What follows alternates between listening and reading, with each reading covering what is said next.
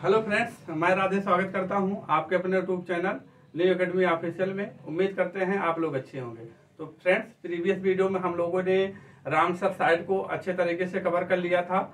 आज का टॉपिक है बहुत ही इम्पोर्टेंट है। 2 क्लास जाएगी इसमें जो है जनगणना, भारत की जनगणना, और साथ में हम जो है उत्तर प्रदेश के जनगणना के बारे में भी बताएंगे कि कौन से जिले में सबसे ज्यादा है साक्षर लोग, कितने जनसंख्या के दृष्टि से कौन से कम है।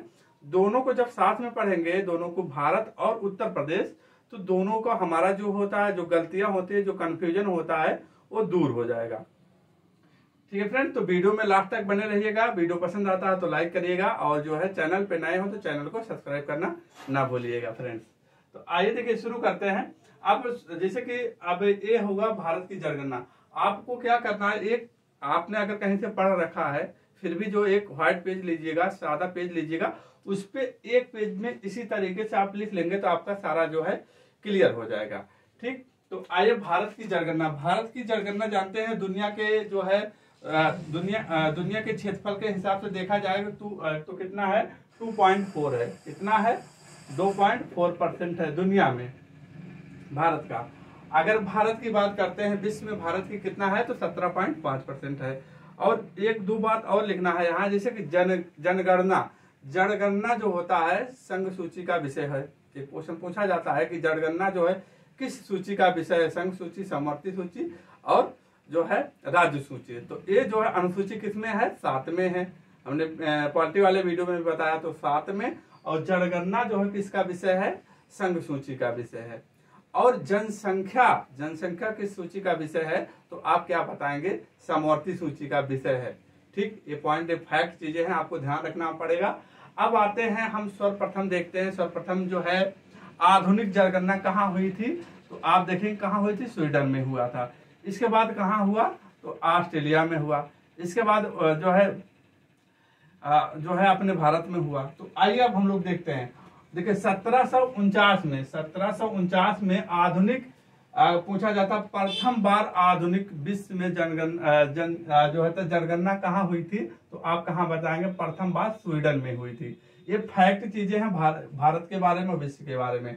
अब पूछा जाता है इसका 1700 जो है 90 में 10 की जनगणना वृद्धि की शुरुआत कहाँ हुई, तो आप बताएंगे अमेरिका में हुई। 10 की जनगणना वृद्धि की शुरुआत कहाँ हुई, तो आप बताएंगे अमेरिका में हुई। अब 1872 और 1882 में जो है लॉर्ड मेयो के द्वारा प्रथम बार जो होता है जनगणना जो है शुरू की गई। लेकिन जो है नियमित रूप से 1881 में किसके द्वारा, लॉर्ड रिपन के द्वारा शुरू किया गया था। तो भारत में पहली बार पूछा जाता है तो लॉर्ड मेयो के द्वारा शुरू किया है। कब, 1882 में। 1881 में जो है भारत में नियमित रूप से जो होता है जनगणना शुरू किया गया लॉर्ड रिपन के द्वारा, प्रत्येक 10 वर्ष में होता है। ठीक, तो इतनी फैक्ट चीजें हैं, आपको याद हुआ। पहले बार पूछा जाता आधुनिक भारत में जो है विश्व में प्रथम बार कहाँ से शुरू हुई, तो आप बताएंगे स्वीडन में 1749 में। इसके बाद आ गए आप 1790 में। 1790 में 10 की पूछा जाता है तो आप बताएंगे ऑस्ट्रेलिया में। इसके बाद 1872 में भारत में जो होता है शुरू किया गया, लेकिन उसका नियमित रूप से कब से शुरू किया गया, 1881 में। ठीक, इतना पॉइंट ध्यान रखा। अब देखिए स्वतंत्र भारत की पहली जो है जनगणना कब शुरू की गई, कब, तो 1951 में।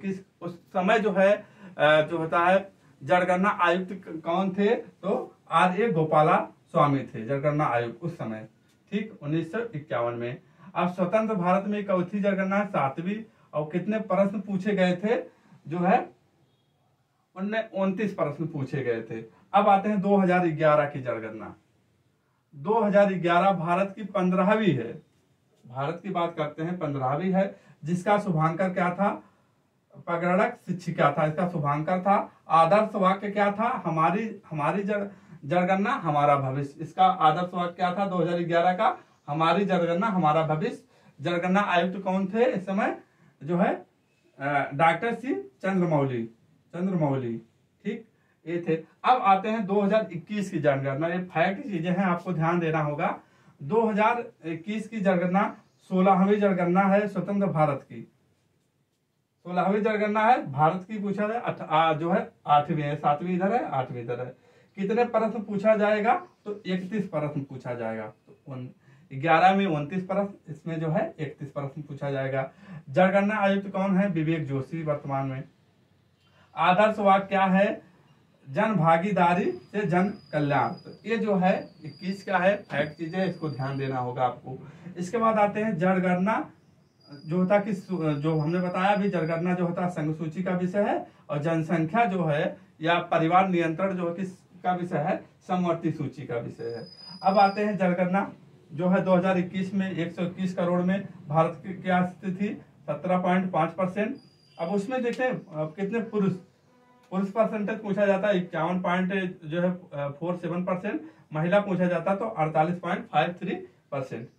तो शहरी जनगणना देखते हैं 21.2% और ग्रामीण जनसंख्या 68.8%। तो ये फैक्ट चीजें आपको ध्यान देना होगा। अब आते हैं और पॉइंट है 2001 से लेकर 2011 की जनसंख्या 10 की वृद्धि कहा जाता है 17.7%। और 2021 जो है महाविभाजक वर्ष कहा जाता है। क्यों? 2011 से 21 तक। क्यों? इसमें जो है 0.31% कमी हुई थी। तो ये जो है इसलिए कहा जाता है, ये फैक्ट चीज है, आपको ध्यान देना है। अब आते हैं, अब हमें देखना है आपको ये ध्यान देखना। देखिए ये जिस तरीके से लिखा है हमने, ये जो है उत्तर प्रदेश का लिखा है, उत्तर प्रदेश और भारत के बारे में लिखा है। उत्तर प्रदेश और भारत को जब एक साथ में आप दोनों को एक साथ में लिखेंगे तो जो को कंफ्यूजन होता है वो आपका दूर हो जाएगा। अब आते हैं सर्वाधिक, उत्तर प्रदेश में सर्वाधिक जनसंख्या वाला जिला, सर्वाधिक जनसंख्या वाला जिला पूछा जाता है तो पहला नंबर पे प्रयागराज हो। अगर सर्वाधिक जनसंख्या वाला मेल और फीमेल का जिला पूछा जाता है, किसमें किस जिले में ज्यादा है, तो प्रयागराज प्रथम स्थान पर है, ध्यान दीजिएगा।